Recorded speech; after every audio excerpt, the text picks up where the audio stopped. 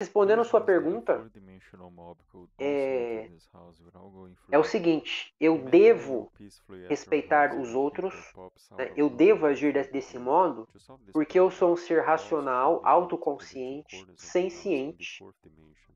Like e this. está em This is a mob interação, in the fourth dimension entering the muito house. How do provavelmente, you né, future com version of a outras game like pessoas. this? É And isso que even os what if sentidos the me apontam. three-dimensional version? Se eu ignorar essas percepções e agir de um modo solitário, egoístico, satisfazendo o meu desejo imediato, os meus instintos, como se eu fosse um animal selvagem, né, que segue o seu instinto e que não se refreia, eu vou estar em uma posição muito perigosa para mim mesmo e eu vou estar mostrando com a minha atitude aquilo que eu entendo que é o devido.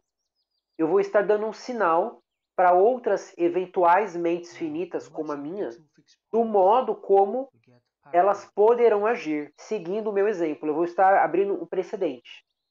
Isso é terrível, porque se eu tratar as outras pessoas como objetos, subtraindo os bens delas, por exemplo, restringindo a liberdade dessas pessoas ao meu bel prazer, como se elas fossem meios para satisfazer a minha vontade, eu vou estar admitindo na prática, ainda que não no meu discurso, mas na minha prática, eu estou admitindo que isso seja feito comigo. E aí eu ficarei numa posição de inconsistência lógica. Porque eu, enquanto um ser racional que busca a sua felicidade, a sua liberdade, o seu bem-estar, não desejo que alguém me aprisione, que alguém subtraia meus bens, etc.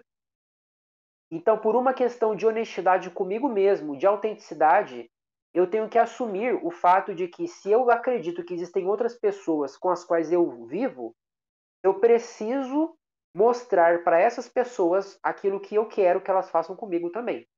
Então, é um pensamento lógico, tá? É um pensamento de coerência, de transparência.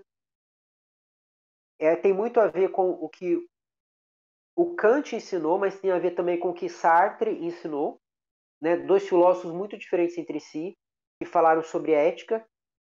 E eu vou além, cara. O Roupa tem muita coisa aproveitável na filosofia dele. Quando ele fala que você argumenta para justificar o seu comportamento, qualquer justificativa precisa da argumentação, e toda argumentação precisa pressupor que existe alguém com o qual você argumenta e esse alguém não pertence a você. Porque se você está argumentando com ele, você está tentando convencê-lo, significa que você não controla essa pessoa. Ela é um ser autônomo que, assim como você, também possui o seu lugar no mundo, possui a sua racionalidade, possui os seus desejos. Então existe uma igualdade ontológica entre você e a pessoa com quem você argumenta. Quando você justifica o seu comportamento, você já está pressupondo na argumentação que essa pessoa também possui o quê? Ela possui. O Roper chega a falar de direito, né? Essa pessoa possui direito, assim como você tem direito de ter propriedade. Né? E você quer resolver o conflito de propriedade, você quer ter um recurso escasso que a outra pessoa também quer ter. E você vai resolver isso na argumentação, que é a única via pela qual você consegue mostrar que você está com a razão. Se você usa a força e toma o bem para você, você não está justificando, você está agindo apenas pura e simplesmente. Mas se você quer mostrar que você pode subtrair o bem, que você tem razão nisso, você vai ter que usar a lógica e a análise rigorosa dos fatos. E quando você argumenta com essa pessoa. Oi, diga. Essa é a minha pergunta. Até porque sua argumentação contra a hipocrisia já partiu de um viés ético. Mas é que tá, a gente nunca vai conseguir fugir da ética, o Antissox. Olha, eu percebi uma coisa que talvez seja. Eu não sei se eu sou o primeiro a perceber isso, tá? Eu não li isso em nenhum lugar. Mas faz alguns dias que eu tenho notado que na filosofia do Berkeley você encontra espaço para uma teoria ética. Porque o Berkeley ali, ele nunca se preocupa com isso, né? Ele só fala de ética no contexto religioso, que a gente tem que ser pessoas fiéis ao Evangelho, bons cristãos, que esse é o propósito da vida do Berkeley, convencer os leitores, né, a se tornarem fiéis. Tá, mas ele não faz uma ligação entre a filosofia dele e essa proposição ética, que não tem nada de filosófico, é uma proposição puramente religiosa dogmática. Mas se você pega as ideias do Berkeley com respeito à epistemologia, você consegue chegar a uma teoria ética.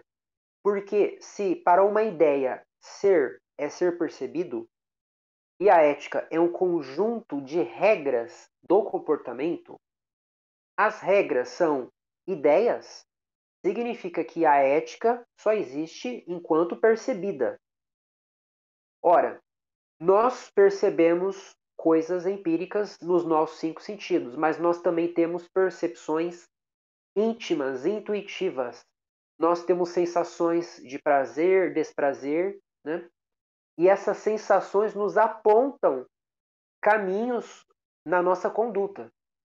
Eu faço uma coisa ou eu imagino fazer essa coisa e eu me sinto mal com isso.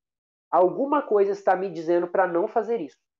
Se eu não tenho uma boa razão para contrariar essa intuição, esse instinto, qual é o sentido de ignorar essa coisa que eu estou percebendo? Muito provavelmente, se eu estou tendo uma ideia negativa de desprazer, significa que a mente suprema está me mostrando que eu não devo fazer isso, ainda que eu não entenda a razão pela qual eu Isso não aí devo fazer. Oi? é querer o próprio bem e não o bem do outro. Não sai do problema egoísta.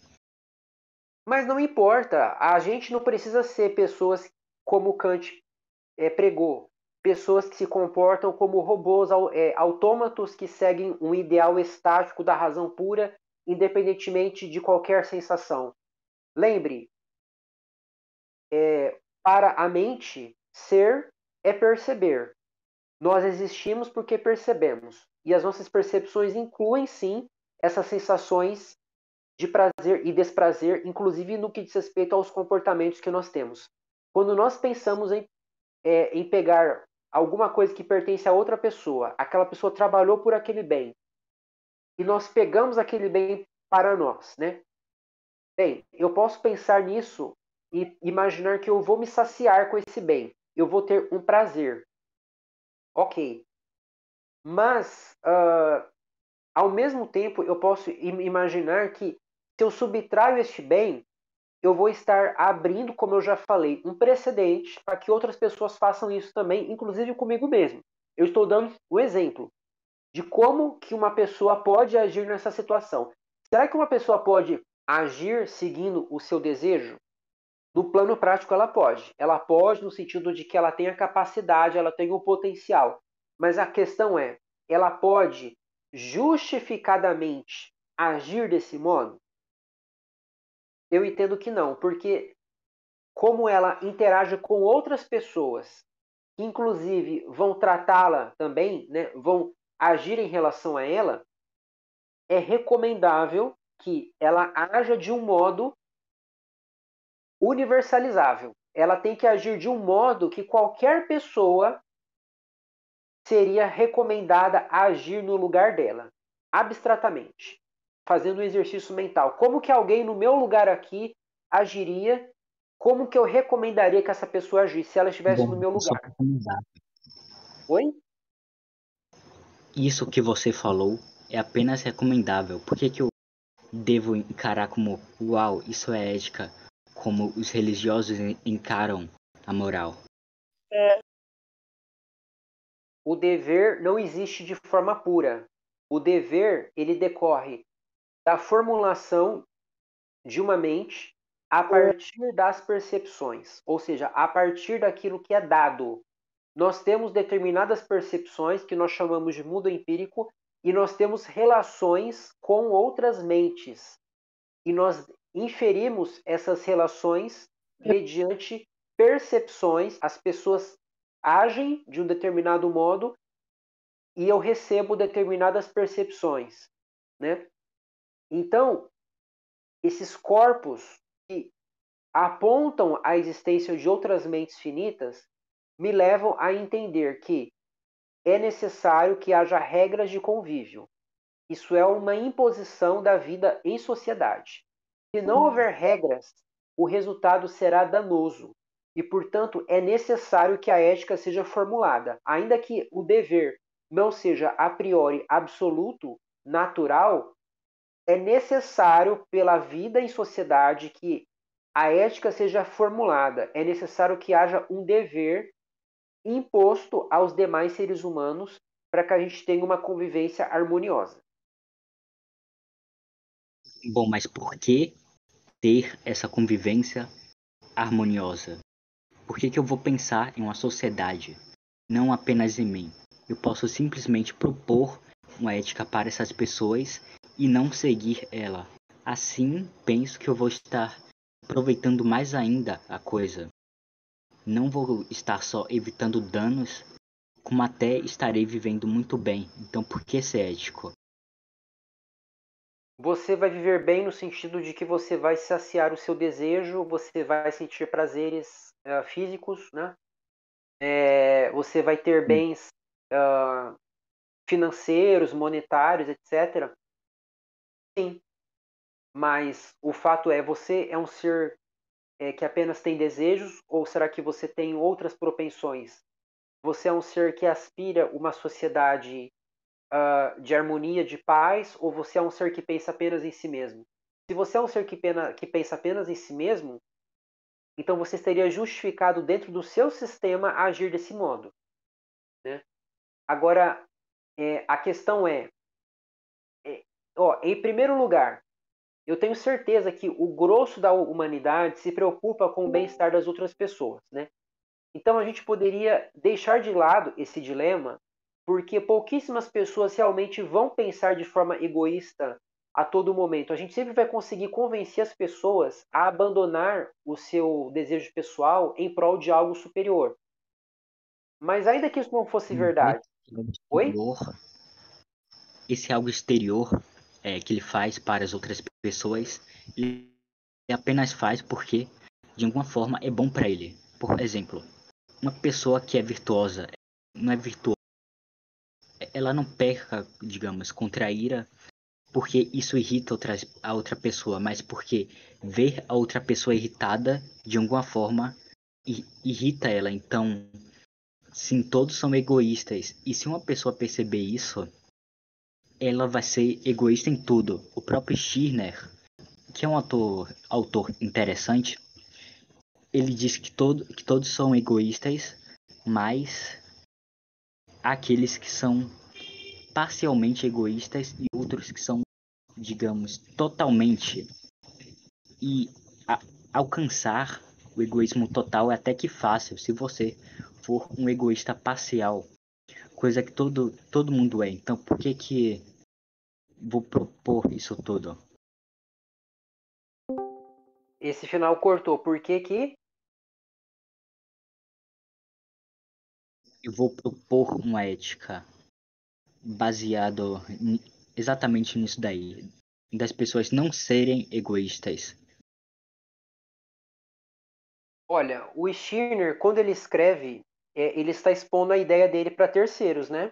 Ele está querendo convencer os outros de que ele tem uma ideia verdadeira. Ele não está apenas escrevendo por escrever como se fosse uma criança que pega um papel e rabisca. Ele está acreditando que ele tem uma verdade. Ele refletiu e ele chegou a ideias que ele consegue demonstrar. Ainda que não sejam ideias exatas e fechadas, mas são ideias que mostram uma probabilidade, no mínimo, de uma realidade, correto?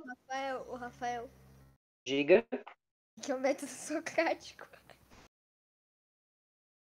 Oi? Perguntou o que é método socrático. O que é o método socrático? Qual é o método socrático? Ele está perguntando o que seria um método socrático, né? Quando a gente está no meio de uma argumentação, Sim, você tem que exatamente, esperar a pessoa terminar. Então, mas veja bem, a pessoa está falando, você tem que esperar a pessoa terminar de falar, porque eu estou falando sobre um determinado assunto, e aí no meio disso você corta, entendeu? Isso aí não é legal. Eu vou te responder. O método socrático é o método de você fazer perguntas para a pessoa e deixar que a pessoa descubra a verdade. Você vai questionando ela sobre as definições que ela dá do assunto que ela está tratando, até que você mostra para a pessoa, pelas próprias respostas que ela dá, que ela não sabe do que ela está falando. Ela está defendendo uma coisa que ela mesma não entende. Dá um Google aí, tá? Quando você tiver alguma pergunta dessa, porque você vai conseguir a resposta facinho. O Antsox, eu estava dizendo para você que o Stirner quer convencer as pessoas com base na racionalidade a respeito de um fato que ele supostamente descobriu e que ele está escrevendo para terceiros e não apenas escrevendo por escrever. Você concorda? De certa forma, sim. Mas ele próprio admite que ele só está tentando convencer terceiros porque isso, de alguma forma, agrada a ele. Não porque simplesmente é racional. Uhum. Ok. Então, o agrado, né? Nós temos necessidades de buscar prazer, né? Nós temos necessidades intelectuais, nós temos necessidades cognitivas de conhecer as coisas, etc.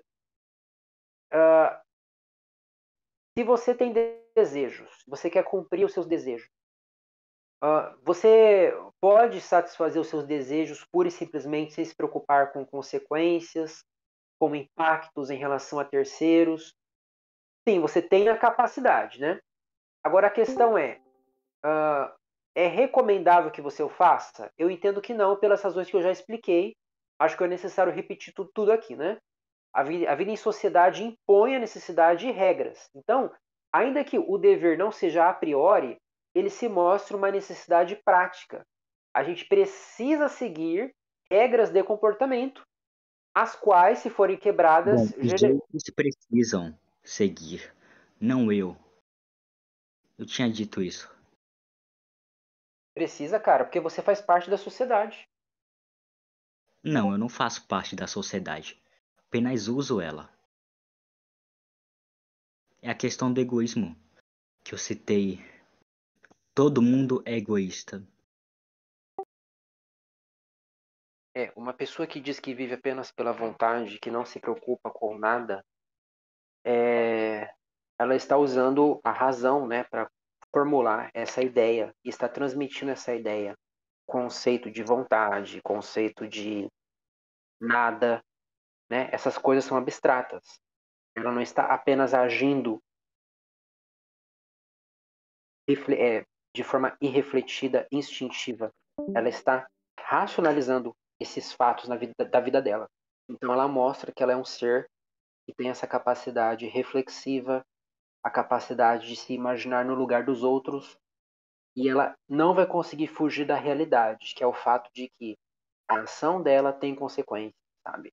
Ela pode fingir que ela não sabe disso, mas ela sabe e ela não vai conseguir fugir do fato de que outros seres finitos podem se comportar do modo como ela está se comportando, inclusive tratando ela mesma como um objeto.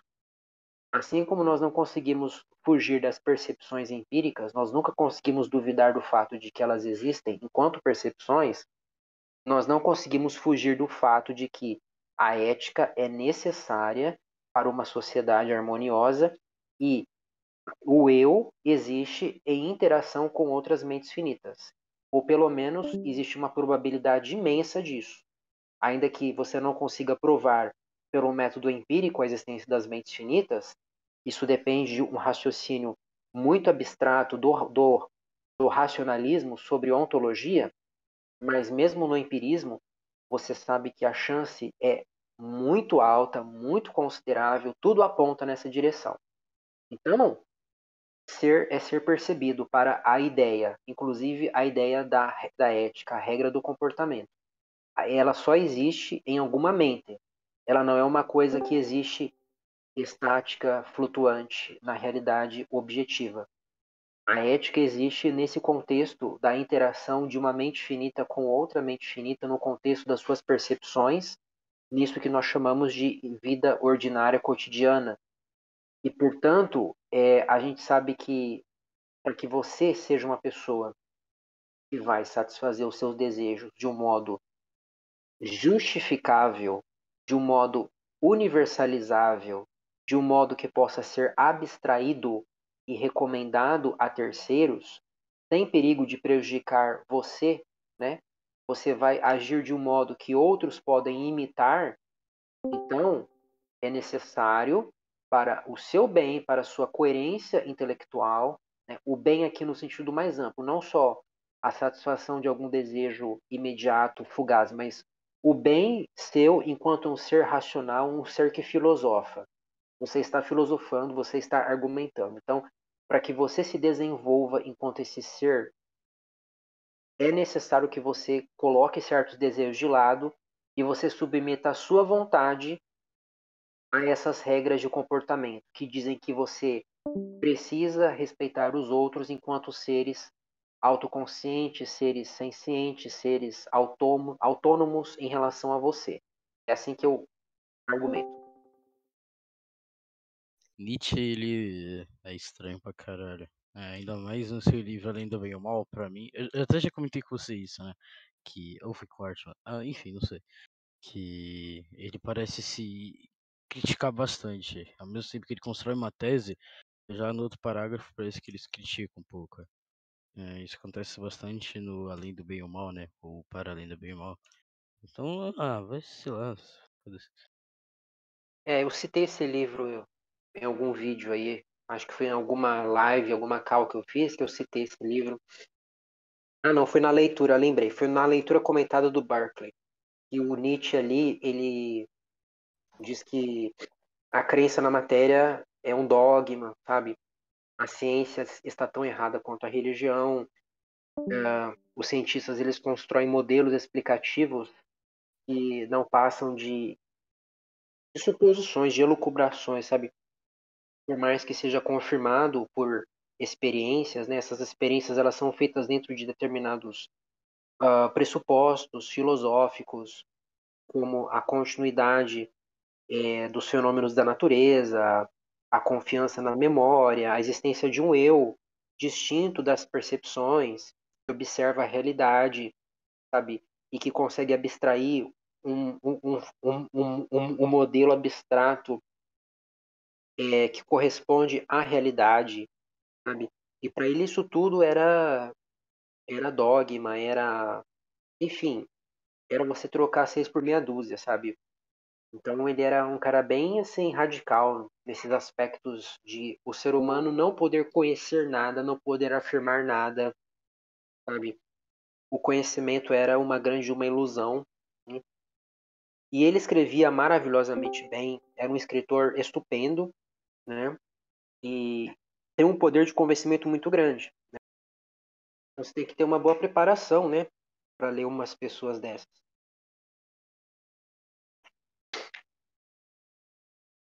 Bom, mas para ler um Descartes também, considerando que eu era antes dele. Descartes é um cara excelente para você ler, se você quiser começar a ler qualquer filósofo, cara. Descartes é um cara excelente, sabe? Se você não sabe nada, se você nunca leu nenhum filósofo, quer ler qual que você lê? Descartes é um candidato perfeito. Não precisa ler nada antes dele. Bom, e pelo que você disse, o Nietzsche concorda com Barclay em certas coisas. Então por que ele é tão prejudicial assim? Tem algo bom na obra dele ou não? Hum, eu entendo que não tem nada no Nietzsche que você não encontra em outros locais, cara. Nietzsche acho que não tem nada próprio dele ali que seja bom, não. Você não vai perder nada se você ignorá-lo. Mas ele compila bem esses conhecimentos? Ou vale a Não, pena buscar outras fontes?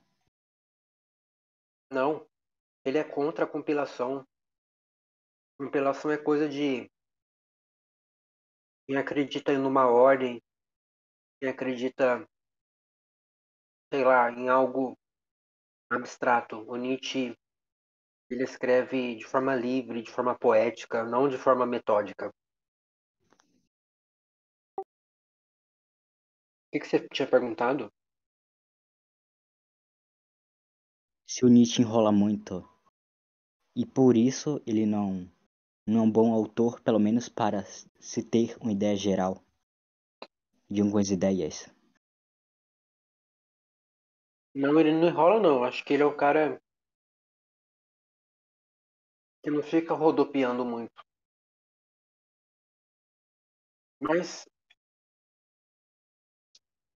as ideias dele é que a moral é uma criação humana, o ser humano não pode ter conhecimento de nada, sabe? O ser humano ele age com base na sua vontade e qualquer coisa que ele diga de absoluta, de abstrata, é uma mera ilusão, sabe?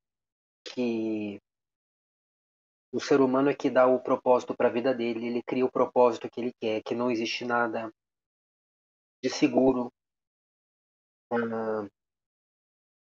É uma ideia que, no fim, destrói a própria meta da filosofia, que é a busca da sabedoria, o amor à sabedoria, sabe? Qual que é a diferença entre a sabedoria e a falta de sabedoria? Se você não tem um objeto permanente, um objeto que você busca, né? Ser sábio. O que significa ser sábio? Uma pessoa sábia. Se não é você encontrar um modo adequado de pensar e de se comportar. Né? Se você diz que não existe padrão nenhum, é você que cria qualquer padrão, então não tem sabedoria mais, sabe? É uma coisa que se esvai, uma coisa assim que se destrói. Então é, na verdade, uma antifilosofia isso que ele prega. Só de você dizer isso, você já está raciocinando, você está racionalizando as coisas e julgando a razão como superior ou inferior à vontade. Quando você fala, olha, eu ajo como eu quero e eu não devo nada a ninguém. Tá, isso é uma crença sua, é uma ideia sua, mas isso se sustenta? Vamos lá. Ser é ser percebido. Essa ideia sua, ela se aplica de fato? Ou será que você está criando uma fantasia na sua cabeça que não bate com a realidade como ela é? Porque se você agir de acordo com a sua vontade e tratar os outros como objetos, você vai estar primeiro mentindo para você mesmo, né? Porque você está agindo de um modo inconsistente. Você está tratando um ser que percebe como se fosse percepção. As pessoas não são percepções. Ao que tudo indica, elas são coisas que percebem, assim como você, elas são mentes. Então já tem um problema aí. Você tem amor à realidade?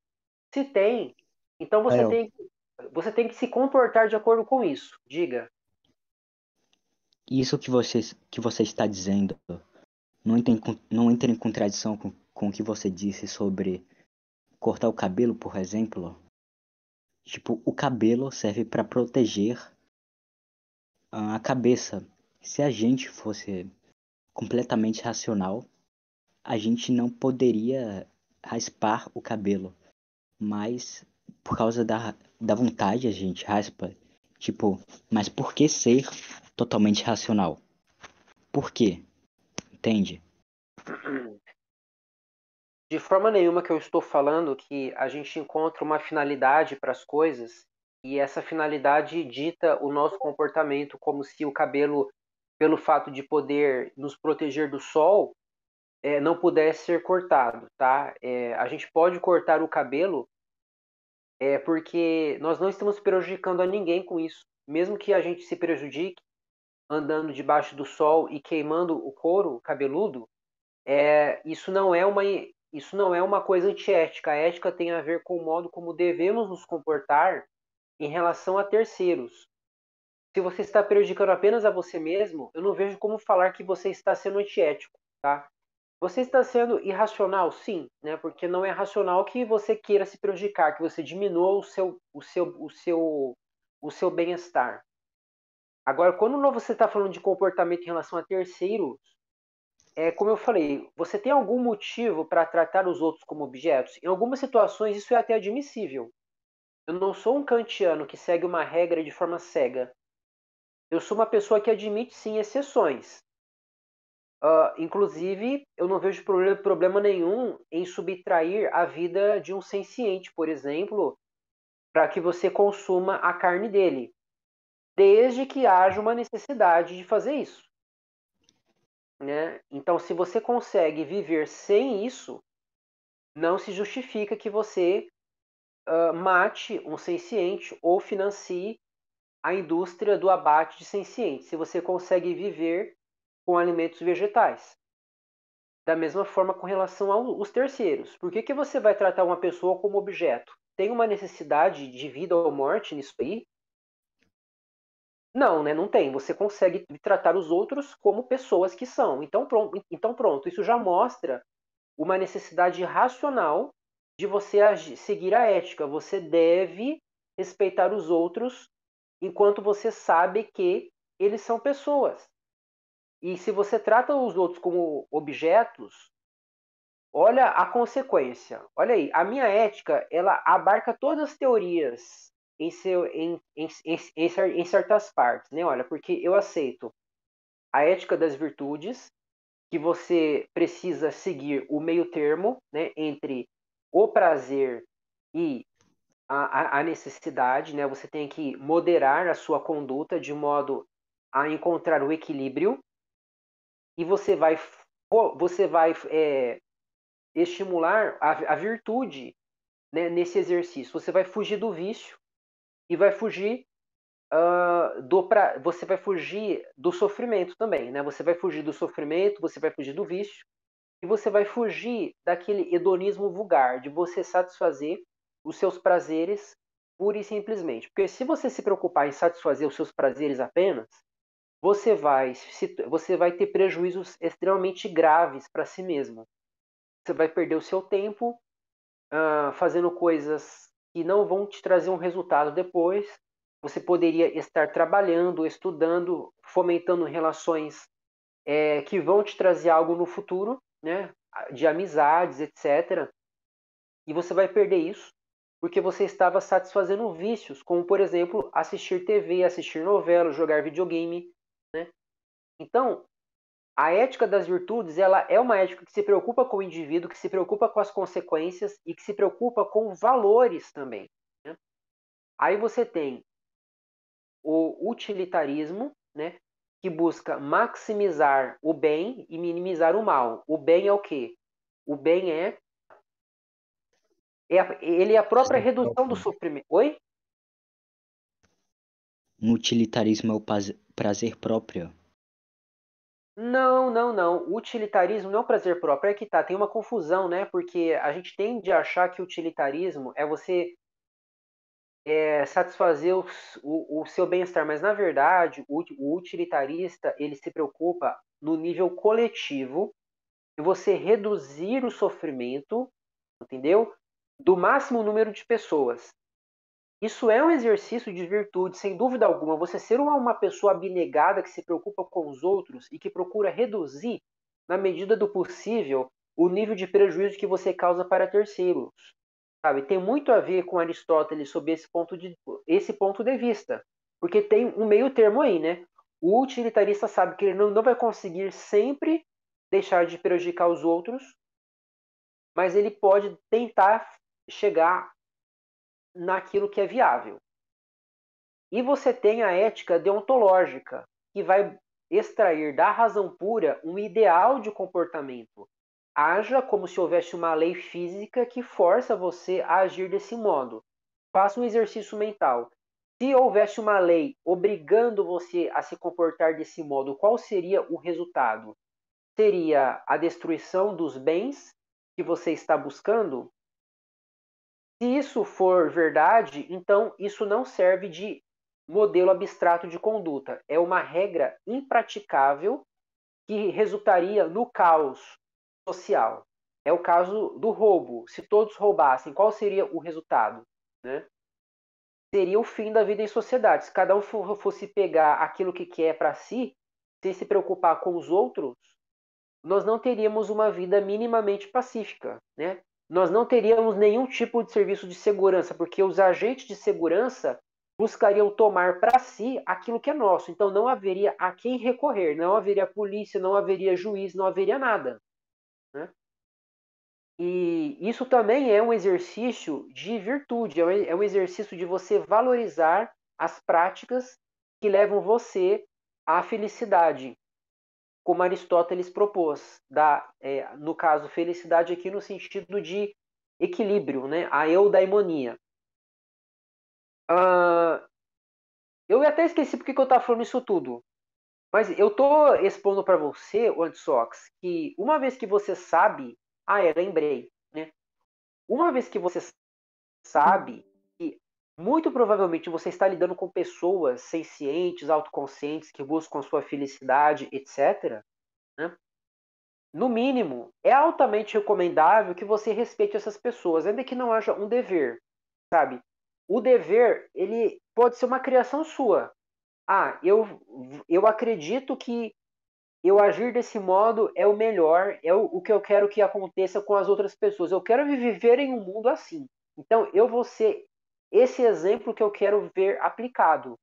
Pronto, isso já é uma teoria ética, sabe? Agora, se você quer saber, mas será que eu devo mesmo, independentemente da minha percepção disso, né?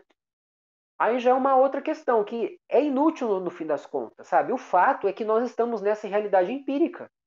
E a gente ficar buscando uma objetividade, uma absolutez para a ética, é um exercício que eu considero desnecessário. É muita energia gasta com uma coisa que já é óbvia. É o mesmo raciocínio da ontologia. Será que as percepções correspondem a um mundo totalmente diverso desse que eu estou percebendo agora? Será que esse mundo aqui é uma matrix que espelha uma realidade muito além de qualquer coisa que eu possa perceber ou imaginar? Cara, que perda de tempo você perguntar isso, porque o personagem do jogo de videogame está dentro das regras do programador. Se ele descobre que ele vive em uma realidade simulada e que na realidade do simulador as pessoas se movimentam em outras direções que ele não se movimenta naquele mundo e as pessoas fazem sexo e outras coisas que não existem dentro do jogo de videogame, qual é a relevância disso, sabe?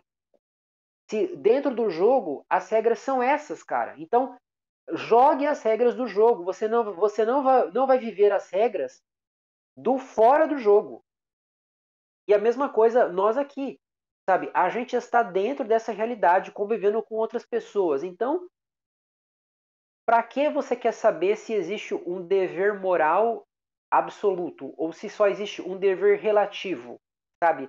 Haja de acordo com essas regras de convivência recomendáveis, essas boas regras de convivência que trazem prazer quando você pensa em um mundo assim. Você se sente bem, eu tenho certeza. Você se sente satisfeito quando você pensa em um mundo que age de acordo com a ética. Então, pronto, siga essa sensação.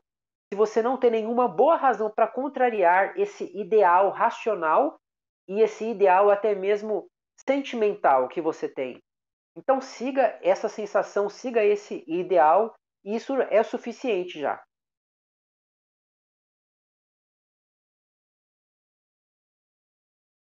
Entendi.